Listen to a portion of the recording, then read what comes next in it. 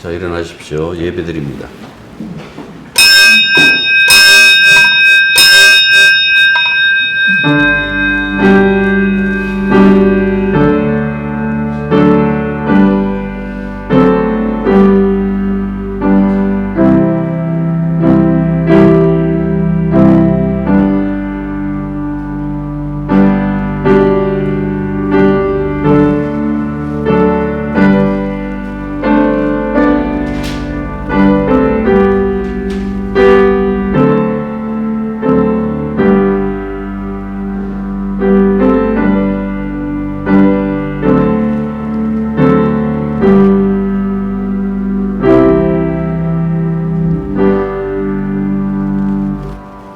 아버지 하나님의 풍성한 은혜와 그 사랑이 오늘도 이 세상 속에 넘칠 때에 주어지는 이 현실 가지고 그것을 판단하지 말게 하시옵고, 오직 우리의 소망을 늘 바라보는 그 마음으로 하나님의 풍성한 은혜를 돌아볼 수 있는 저희들이 되게 도와주시기만 간절히 바라고 원합니다.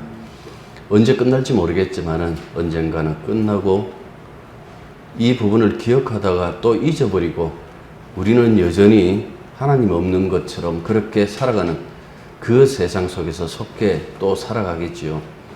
이런 세상 속에서도 유일하게 주님 다시 오신다고 말씀하시던 그 말씀을 의지하고 기다리는 저희들 끝까지 믿음으로 살게 하시며 끝까지 믿음 안에서 주께만 영광 돌리는 예배를 드릴 수 있도록 주의 역사하여 주시옵소서. 처음과 마지막 그 순간까지 주의 영이 함께 하시사 이 예배를 친히 이끌어 주옵소서. 예수님 이름으로 기도드립니다. 아멘. 말씀 보십니다. 디모데전서 1장 12절부터 17절입니다.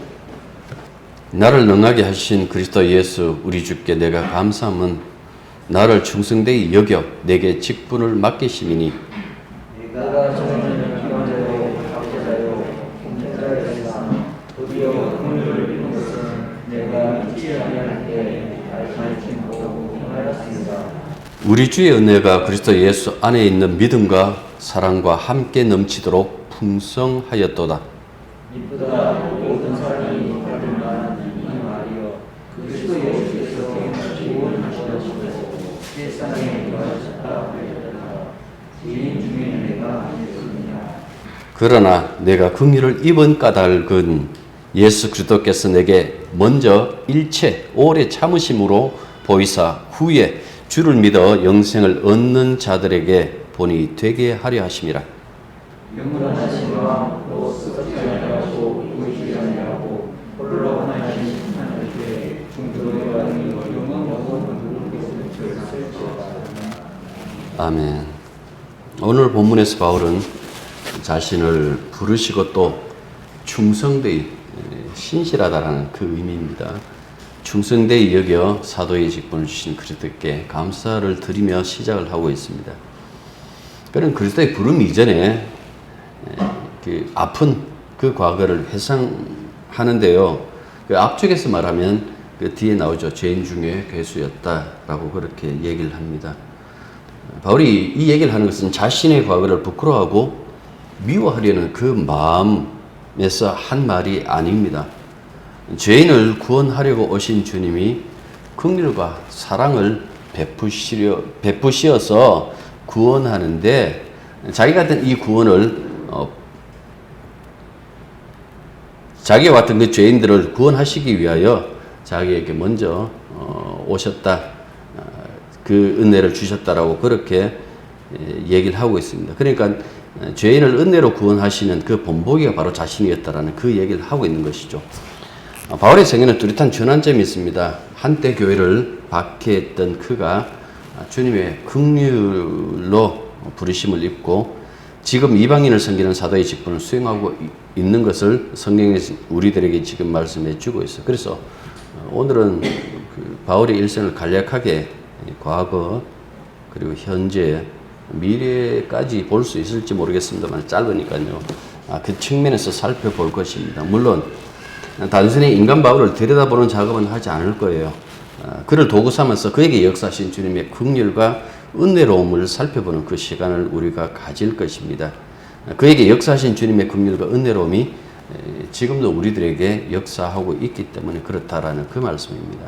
이 바울의 과거는 자기가 회상했던 것처럼 그리스도와 교회를 비방하고 박해하고 폭행하는 자였다라고 그렇게 말하고 있죠. 12절 보시면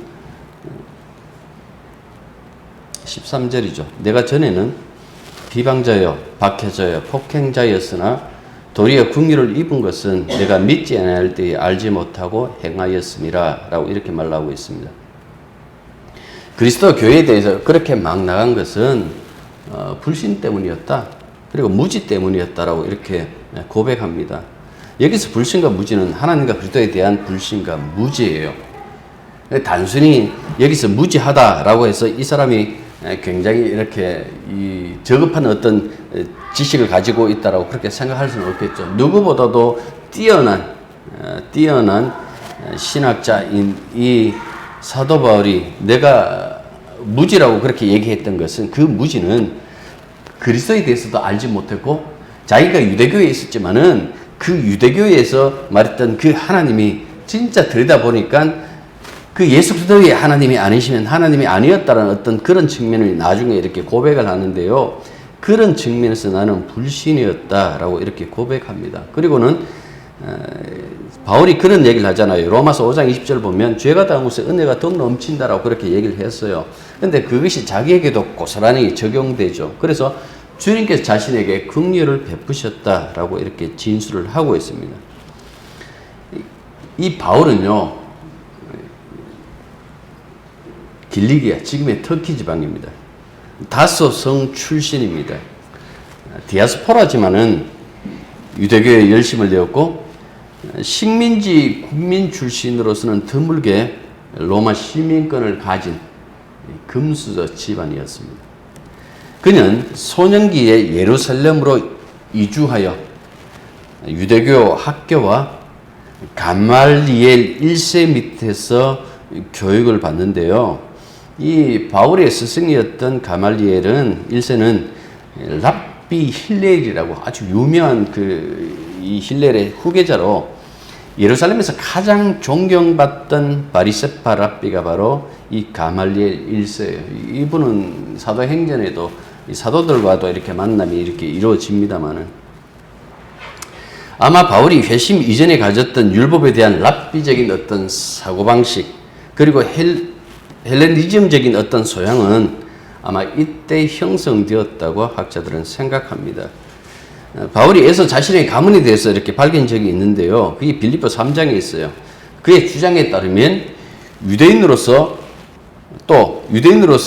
유대교인으로서 흠잡을 데가 없이 살았다라고 이렇게 고백을 합니다. 제가 읽어볼게요. 나는 난지 8해 만에 할례를 받았고 이스라엘 민족 가운데서도 베냐민 지파요. 에스더스의 그 모르드게가 베냐민 지파입니다. 히브리 사람 가운데서도 히브리 사람이요. 율법으로는 바리새파 사람이요. 열성으로는 교회를 박해한 사람이요. 율법의 의로는 흠잡을 데가 없는 사람이었습니다라고 그렇게 고백을 해요. 그의 이름이 기독교 역사에 처음 알려진 것은 스데반의 죽음이었죠. 스데반을 이단으로 몰아 처단할 때에 증인자들의 목격자로 서여, 그게 사도행전 7장 58절인데 성 밖에 내치고 돌로 칠세에 증인들이 옷을 벗어 사울이라는 청년의 발 앞에 두니라. 우리가 사도행전 이야기하면서 그 얘기를 했잖아요. 바울과 사울, 유대교, 이게 유대적 이름이 사울이고 이 바울은요, 그냥 그 시대에 또 다른 하나의 이름을 더 가지고 있었다라고 이렇게 생각하면 되는 거예요. 허인숙 저 뒤에 저 있지만은 릴리라는 그 영어 이름을 가지고 있다고요. 그러니까 굉장히 좋아하는데요. 이 사울의 이름, 이 바울, 흔히 뭐 이렇게 얘기도 해요. 사람들이 모르고 하는 소리인데 그게 뭔가 하니까 예수를 믿고 난 다음에 이름을 바꿨다. 사울이라는 그 큰 자, 이스라엘의 초대 왕의 이름이 사울이잖아요. 버림받았지만은 큰 자라는 어떤 그 의미의 사울에서 자기가 예수를 만나고 난 뒤에 자기의 진실한 그 모습을 봤다. 그래서 자기를 이 바울이라는 작은 자라고 이렇게 이름을 지었다고 하는데, 그것보다는 선교적인 이름이다라고, 원래부터 두 가지 이름을 가지고 있었는데 선교를 하면서 좀 더 이 선교적인 어떤 그 측면에서 이 바울이라는 이름을 썼다라고 이렇게 생각하시면 되겠습니다. 아무튼 스데반을 유대교의 이름으로 처단하는데 자기 이름을 드러낸 바울이었기 때문에 우리가 읽은 이 본문에서 보면 비방자요, 박해자요, 폭행자였다는 고백이 생뚱맞은 것은 분명히 아니죠. 이 청년 사울은요, 이 바울은 모세 시대에 하나님께 열심히 열렸던 제사장 비느하스가 있거든요. 그 비느하스처럼 자신이 하는 그 일이 하나님께 충성심을 드러내는 것으로 이렇게 생각했어요. 그런데 이 충성심이요, 그냥 한 번에 그친 것이 아니라 끈질긴 그 열심을 가지고 충성심을 드러냈는데, 우리가 읽었던 빌립보서 3장 외에도 사도행전 8장에 보면 그 부분을 이렇게 얘기를 합니다. 사울이 교회를 진멸할 새 각 집에 들어가 남녀를 끌여다가 옥에 넘기니라 하고 이렇게 말씀하고 있어요. 그리스도와 교회를 비방하고 박해하는 그 일에 한 번에 그친 것이 아니라 이제는 그들의 앞잡이가 되어서 폭행하는 죄인 중에 괴수가 된 것이다 라는 그 말씀입니다. 유대교의 정등성을 누구보다도 존중했던 이 청년, 이 바울, 이 사울의 분노를 일으킨 결정적인 사건은 그리스도인들이라고 지칭하는 자들이 전하는 그 메시지 때문이었습니다. 그리스도인들은 십자가에 달리신 예수를 하나님이 인류를 구원하기 위해 보내신 주와 그리스도라고 그렇게 전파했기 때문에 그렇다라는 그 말씀입니다. 신명기 21장에 따르면 나무에 매달린 자마다 하나님의 저주 아래 놓인 자라고 그렇게 말씀하고 있는데, 그 나무에 달려서 죽은 그 예수가 3일 만에 살아났다? 그리고 그가 주와 그리스도다라는 그 얼토당토 않는 그 소리에 분노할 수밖에 없었다라는 그 말씀입니다. 그래서 그냥 그들이 외치고 다니는 것을 보고만 있을 수가 없었기 때문에 대제사장의 공문서를 받습니다. 받고는 그리스도인들이 있다라는 곳마다 찾아다니고 그들을 잡아서 예루살렘으로 끌고 와서 재판을 받게 했다라는 그 말씀입니다. 그 과정 속에서 다메섹에 그리스도인들이 있다라는 그 이야기를 듣고 다메섹으로 가는 그 길에서 부활하신 그리스도 예수의 부름을 받습니다. 사도행전 9장에 보면 호련히 자신에게만 비추는 그 빛이 자기에게 비춰질 때에 사울이 무너집니다. 그리고 이렇게 묻습니다. 주여 누구십니까? 라고 물었더니 이르시되 나는 내가 박해하는 예수다 라고 이렇게 얘기를 해요.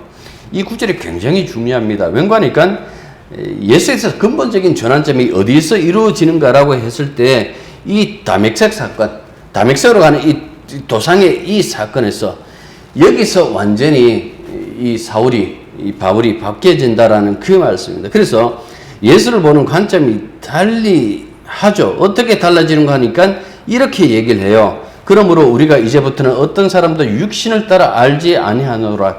비록 우리가 그리스도도 육신을 따라 알았으나 이제부터는 그같이 알지 아니하노라.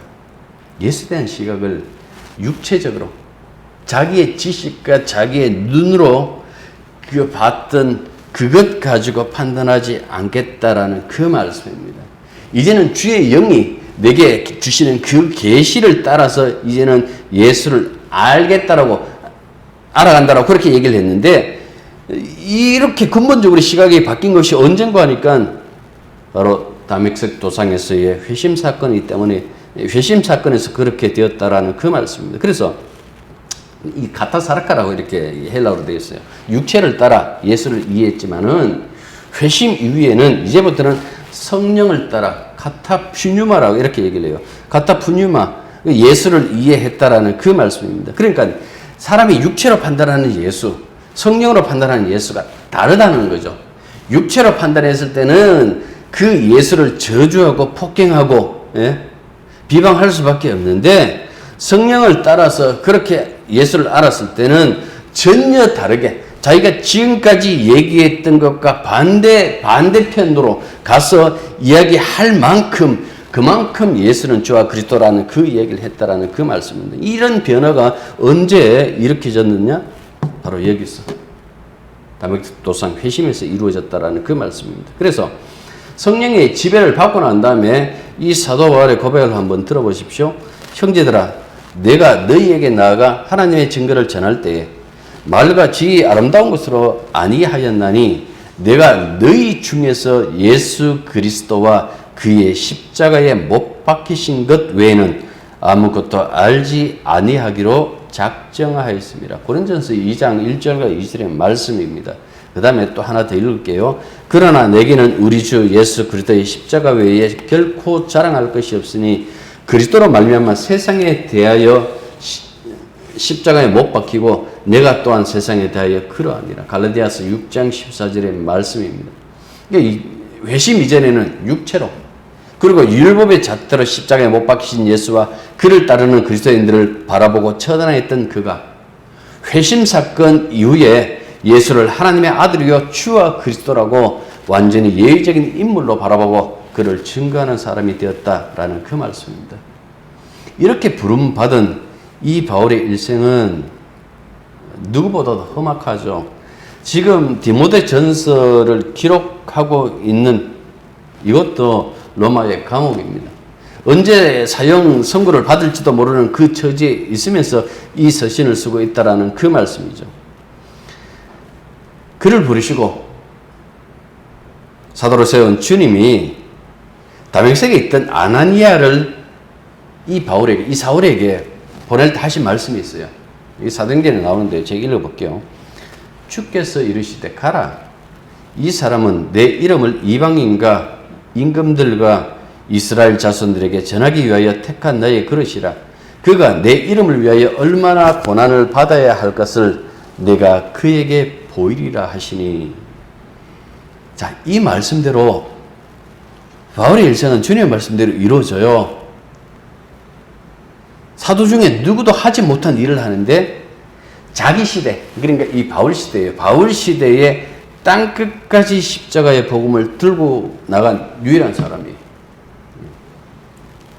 그리고 가는 곳마다 교회를 세웠고, 세워져 있는 교회는 거기에는 복음을 가르치면서 그들과 함께 교제를 나눴던 인물이 바로 사도 바울이다라는 그 말씀입니다. 그런데 그 과정에서 그는 말할 수 없도록 아픈 그 고난들을 참 많이 겪는데요.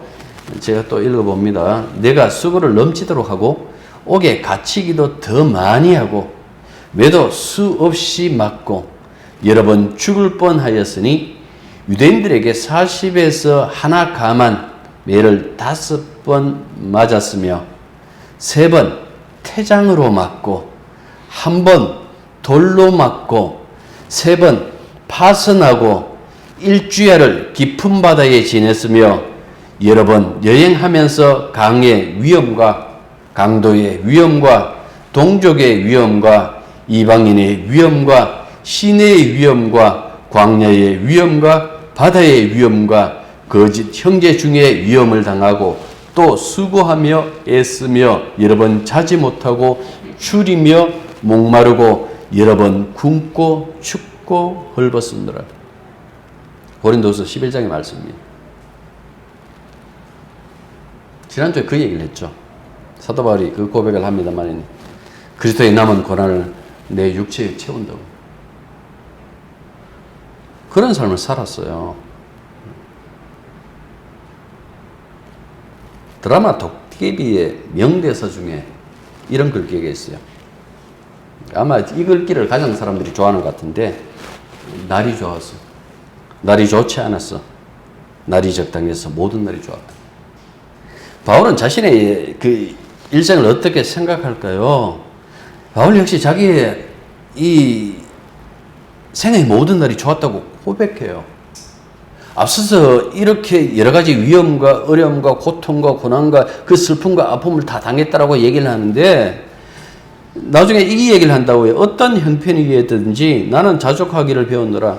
나는 비천에 처할 줄도 알고 풍부에 처할 줄도 알아. 모든 일, 곧 배부름과 배고픔과 풍부와 궁핍에도 처할 줄 아는 일체의 비결을 배웠노라. 내게 능력 주신 자 안에서 내가 모든 것을 할 수 있느니라.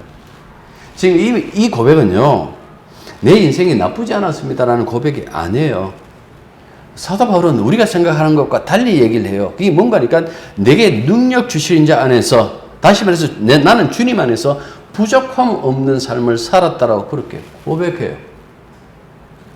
참 고생했다라고 우리가 생각했는데 그는 그것조차도 하나님 앞에 영광이 된다라고 생각했던, 우리와는 어떻게 보면 좀 생각이 다른, 다른 관점에서 바라보고 있는, 인생을 바라보고 있는 그런 모습을 우리들에게 설명해 주고 있는 거예요.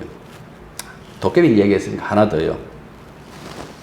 내가 사라진 너의 생은 나를 잊고 완벽히 완성되었구나 라고 이렇게 이 대사가 있어요. 자, 바울에게 한번 빗대볼까요? 바울이 사라져요. 바울의 생은요, 그리스도로 완벽히 완성되어요. 이 부분을 바울이 고백하고 있더라고요. 이걸 갖고 그리스도와의 동질성이라고 이렇게 얘기를 해요. 바울은 그 얘기를 합니다. 내 인생 따로 얼마나 아름다웠던가, 얼마나 완벽했던가, 얼마나 잘 살아왔던가 의미가 없다고 생각했어요. 자신이 오히려 없다라고 늘 고백하잖아요. 무엇보다도 그는 이 그리스도의 동질성, 그리스도의 안에 그가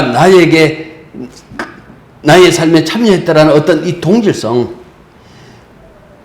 이걸 굉장히 중요시 여겼어요. 주님께서 나를 이끄신다. 나와 함께 하신다. 그러니까 그 함께하는 그 인생이기 때문에 내 인생에 이제까지 부족함이 없었다라고 고백할 수 있다고 그렇게 얘기하고 있는 거예요. 오늘 본문 14절 보십시오. 뭐라고 얘기를 합니까? 우리 주의 은혜가 그리스도 예수 안에 있는 믿음과 사랑과 함께 넘치도록 풍성하였도다. 감옥에 갇혔어요. 그런데 지금 이 얘기를 하고 있어요. 주님께서 나에게 은혜를 풍성하게 부어주셨네요. 그래서 주 안에 있는 믿음과 사랑을 누리게 하셨네요. 그가 어떻게 인생을 바라보고 어떻게 생각하는지, 도대체 믿음이 무엇인지 그 이야기를요, 우리들에게 설명해 주고 있는 거예요.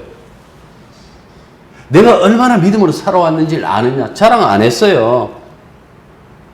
내가 얼마나 사람들에게 사랑을 베풀었는지 아느냐? 그 얘기도 안 해요. 그는 이렇게 얘기를 해요. 그 은혜였다. 그래서 주 안에서 나타난 믿음과 주 안에서 나타난 사랑이었다라고 이렇게 얘기를 해요.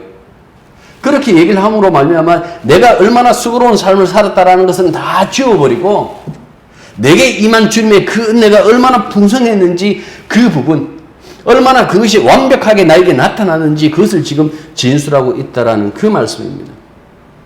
자기 육체의 판단을 따르는 자들은 이런 인생을 원하지 않습니다. 자랑을 하죠.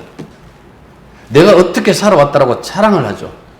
그런데요, 주님의 영이 이끄는 대로 살아가는 사람들은 그리스도와 동질성, 사도 바울처럼 그리스도와 동질성을 누리는 유일한 길이라고 믿기에 즐거워한다라는 그 말씀입니다. 내 삶에 예수님이 뛰어드셨다라는 것을 아는 그 순간 그걸 가장 행복하고 완벽한 삶이다 라고 이렇게 고백하고 있다라는 그 말씀입니다. 신앙생활 녹록한 게 아니에요. 주일날 교회에 이쪽 얼굴을 내미는 그것이 아니다라는 그 말씀입니다. 여러분들 삶 속에서 그리스도와의 동질성이 있는가 없는가라는 것이 굉장히 중요해요. 여러분들 항상 이렇게 생각하죠. 내가 왜 믿음으로 이렇게 힘들게 살아야 되는가라고 했을 때에 성경은 그 부분을 답해요. 왠 줄 아느냐? 내가 내 피값으로 너를 값주고 샀기 때문에, 네가 나의 교회이기 때문에, 나는 너를 나의 몸으로 삼았기 때문에 너는 이렇게 동질성을 가지고 내가 살아왔던 것처럼 십자가의 길을 가야 된다고 그렇게 말씀하고 있어요. 이걸 갖고 여러분들 이 삶을 사는 사람을 가지고 믿음으로 사는 사람, 그리스도인이라고 얘기를 하는 거예요. 우리가 예수님의 그 남은 고난, 그거 공유하는 것이 마땅하지 않을까요? 우리가 주님의 뒤를 따라가는 것이 마땅하지 않을까요? 우리가 그의 몸인데요. 그게 교회인데요. 이런 얘기를 하면 여러분들 생각할 거예요. 아유, 그래도 그건 너무 심했어요. 사도 바울이잖아요. 사도잖아요. 특별한 은혜 입었잖아요. 여러분들 이렇게 생각할 수 있겠는데요. 그렇지 않습니다. 바울 사도를 움직였던 주님이 지금 우리를 움직이고요. 바울과 함께 했던 성령이 지금 우리와도 함께 하신다라는 그 말씀이에요. 신앙은 그렇게 동질성, 그 공유하는 것, 그걸 생각하셔야지 그가 그 사람하고 내하고 다르다고요? 그래 되면 인간의 가치가 달라지잖아요. 우리가 지금까지 뭘 얘기를 했어요? 인간의 가치가 다르지 않다라고 얘기를 하잖아요. 대통령 선거 얼마 안 남으니까 이 사람들이 나와갖고 서로 잡아먹을 듯이 그렇게 욕하고 해요. 그래서 항상 자기가 공정하더라고 얘기를 하는데 또 얘기하지만은 공정이 어디 있어요? 공정이. 지금 이재용 씨 풀려난 거에 대해서 여러분들 아마 국민들 가운데서 절반 이상은 나라가 위기에 있고 경제의 성장을 위해서 좋은 일이다라고 그렇게 생각할 거예요. 모든 것이 다 공정해야 된다는 것은 인간 사이는 있을 수 없다는 이야기예요. 이 사람을 왜 풀어줬나? 그 얘기하는 것이 아니라 인간 사회 속에서는 공정이란 말을 하지만 공정치 않아요. 내가 아는 사람, 내 집 사람 분명히 팔은 안으로 굽는 것이 그것이 인지상정 아니에요? 우린 지금 속고 있는 거예요. 율법에 따르면 재판장에 대해서 이렇게 얘기를 해요.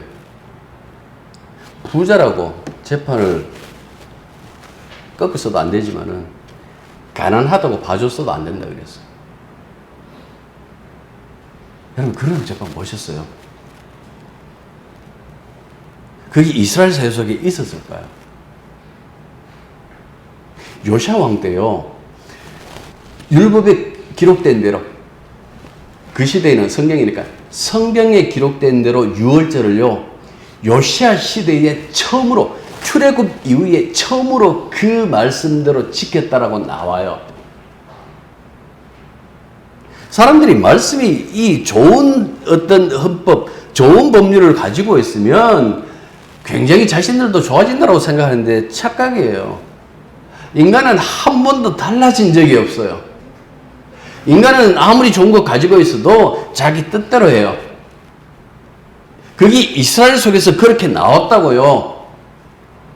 그런데 우리가요, 이 시대에 대한민국이 그렇게 여러분들 그 공정함을 지킬 수 있을 것 같습니까? 그럴 수 없어요. 누구를 지원하시든지 지지하시든지 그 점은 여러분들이 그리스도인으로서 가지고 있어야 되는 거예요. 내 생각에 이 사람이 좀 더 나은 것 같다. 그럼 그 사람 지지하면 되잖아요. 그런데 정말 공정하고 판단하시는 분은 주님밖에 없어요. 그래서 우리가 예수를 주로 믿어요. 그 예수만 따르고 그분 앞에서 뭐라고 얘기를 하는 거 하니까 주님 나를 그렇게 공정하게 판단해 주십시오라고 하는 것이 아니라 이렇게 얘기를 하죠. 주님 나를 불쌍히 여겨주십시오.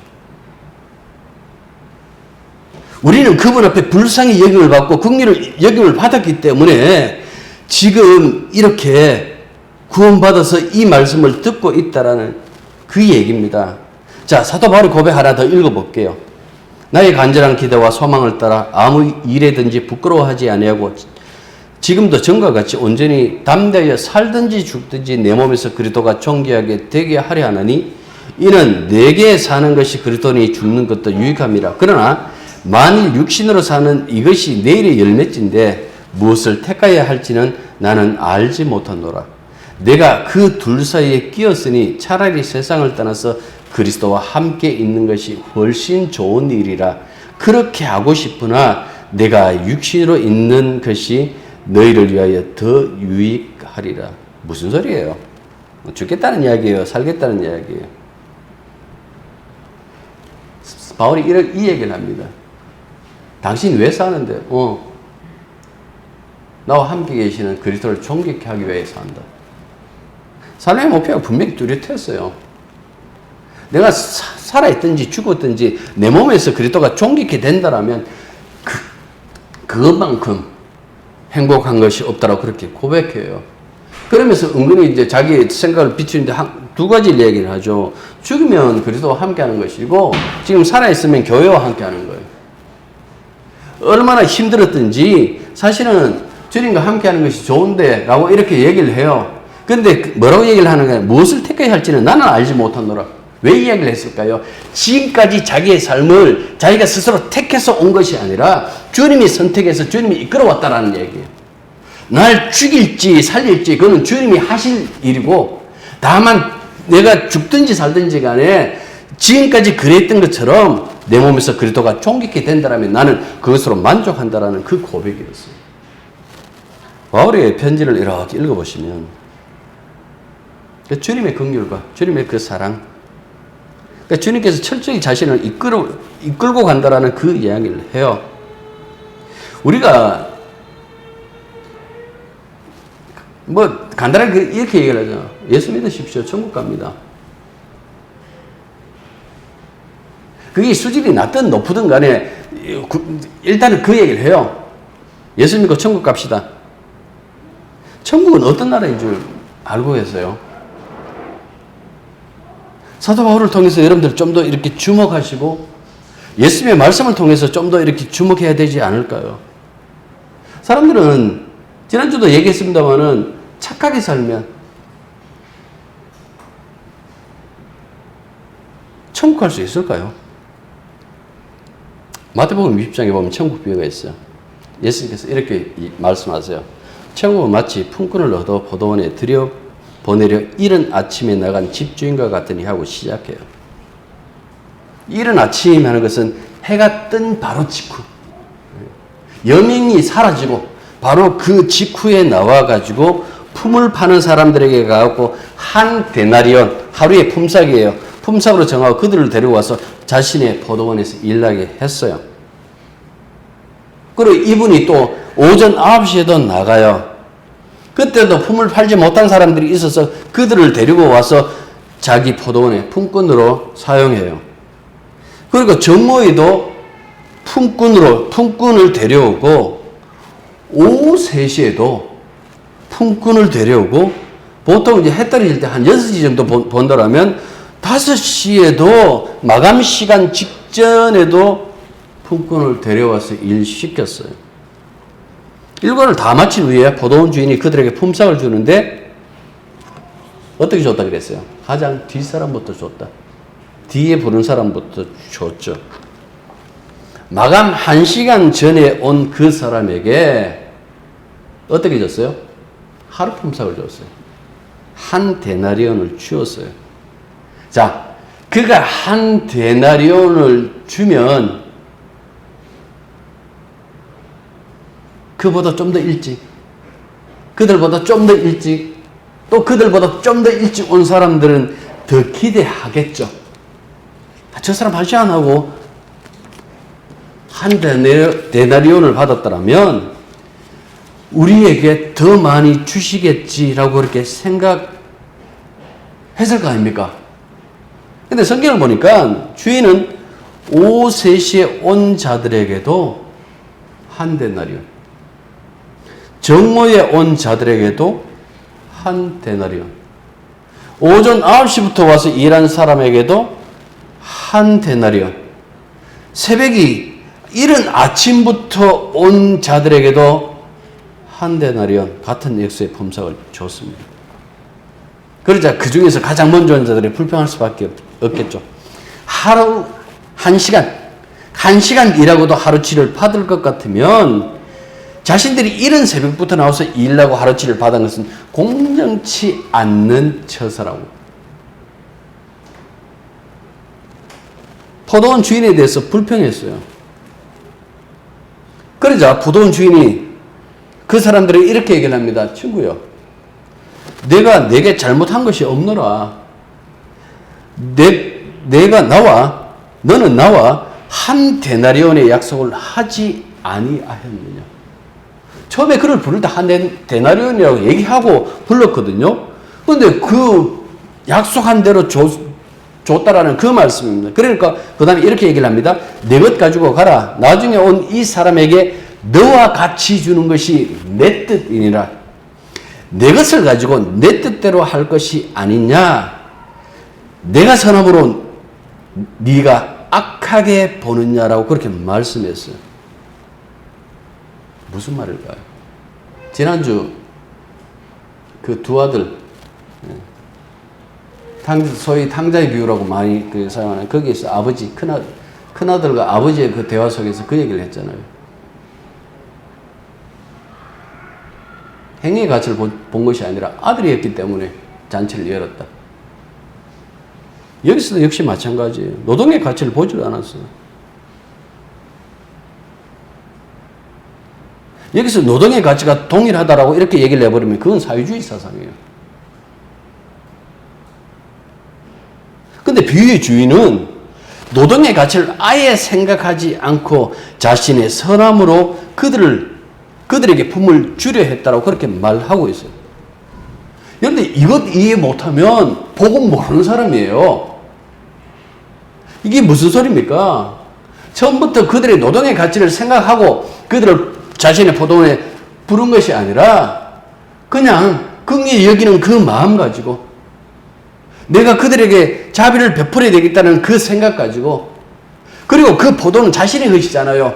그것 가지고 그들에게 긍휼을 베풀었다라는 그 말씀입니다. 이 천국 비유예요. 천국 어떻게 들어간다고요? 처음부터 어릴 때부터 이렇게 주님에게 충성해갖고 늙어 죽을 때까지 충성함으로 말미암아 들어간다라고 생각하시나요? 그 모든 것들을 다 깨트려 버리는 거예요. 이 비유가 왜 시작되었는가 하니까 부자 청년부터 시작해요. 19장. 부자 청년이 예수님에게 뭐라고 얘기를 합니까? 예수님한테 와서 그 얘기를 하죠. 내가 어릴 때부터 십계명대로 살았습니다. 뭘 더 해야 될까요? 뭘 더 하면 내가 천국 들어갈 수 있을까요? 거기에 대한 비유예요. 천국은 율법을 지켜서도 아니고 인간의 수고로서도 아니고 오직 천국 주인의 자비로움만 긍휼로만 들어갈 수 있다고 그렇게 말씀하는 거예요. 부자 청년과 제자들은 모두 자기의 수고의 가치를 매기고 있었잖아요. 이때도 싸웠어요. 20장에도 보면 누가 더 주님 앞에서 충성했는지 그 부분을 가지고 있다라고 그 말씀입니다. 거기에 빗댄 거예요. 거기에 빗대서 오직 긍휼로만 들어간다. 주인의 은혜로만 들어간다라는 그 얘기를 해요. 그리고 마태복음 20장 28절에 보면 이런 얘기를 합니다. 인자가 온 것은 섬김을 받으려 함이 아니라 도리어 섬기려 하고 자기 목숨을 많은 사람의 대속물로 주려 하려 합니다. 20장에서 그 얘기를 하거든요. 내가 예루살렘 올라가면 장로들에게 잡혀가고 죽을 거다. 그리고 사흘 만에 부활할 것이다라고 그렇게 앞서서 얘기를 하고 난 다음에 이 말씀을 하신다고요. 천국은 어떻게 들어간다고요? 천국 주인이 친히 섬기는 그 섬김으로 말미암아 이걸 갖고 긍휼이라고 그렇게 얘기를 했어요. 이걸 은혜라고 얘기를 했어요. 사도 바울이. 그렇게만 들어갈 수 있다라고 그렇게 얘기를 하는데 지금도 그 얘기를 하잖아요. 경쟁시키면 되죠. 천국 가서 여러분들 상급이 다릅니다. 세상도 그렇지 않습니까?